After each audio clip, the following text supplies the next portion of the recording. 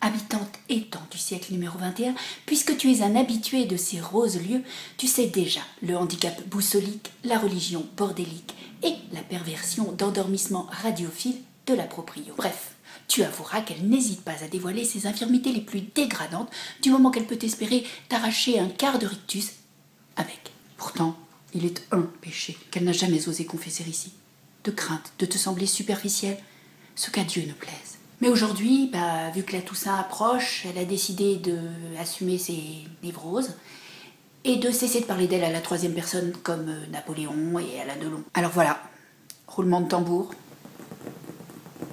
Je suis vernis à onglophile. Ça veut pas dire que je couche avec des flacons de vernis, hein. Quoique, vu qu'ils omniprésentent la maison, il est pas rare que je m'éveille avec un flacon tièdement blotti contre le mollet. Non, ça veut dire que depuis ma prime jeunesse, ou du moins depuis l'époque où j'ai cessé de me ronger les ongles, ceci expliquant peut-être cela ou ceci, j'éprouve une fascination sans borne pour le rayon verni des échoppes de tout poil, dont tu me verras rarement sortir sans une nouvelle petite bouteille d'une nuance de Bordeaux ou de Vermillon que justement j'avais pas.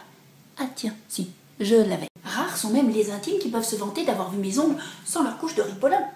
J'essaie tout ce qui sort dans le domaine.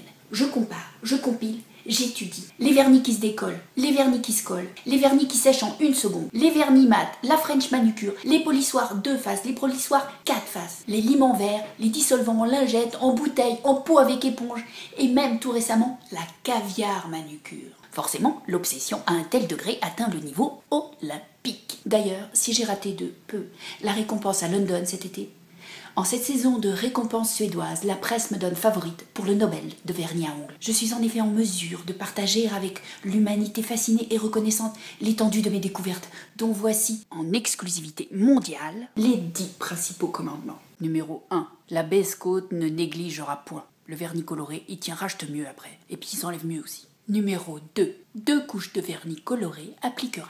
Mes préférés, c'est Peggy Sage et Revlon. Numéro 3. Le top coat adoptera. Ça sèche l'ensemble et ça te le fait briller de la mort. Et là encore, c'est Revlon le Jedi. Numéro 4. Au moins 1 demi-heure sans rien foutre, ensuite tu t'imposeras. 2 heures si c'est la vaisselle que tu avais envie de faire. Bon plan partage des tâches ménagères. La vaisselle ? Je peux pas choupiner, j'ai mon vernis qui est pas sec. Numéro 5. Pendant ce temps, le blog presque tout rose, tu visiteras, Schopenhauer reliras, Choupinet, changer la couche à Toto, admirera. C'est très satisfaisant, tu verras. Ah tiens, il n'y avait que 5 commandements. Le vernis à ongles, habitant étant du siècle numéro 21, c'est de la couleur, de la vie, du qui brille même quand le reste de toi il est tout terne avec cheveux qui pendent et bagages sous les yeux. Le vernis à ongles, je vais te dire, c'est un petit peu de plaisir fille qui rutile au bout de tes doigts. La preuve, les pires ennemis de la joie et des femmes ne s'y trompent pas. Ding ding ding ding ding ding ding ding ding ding ding ding.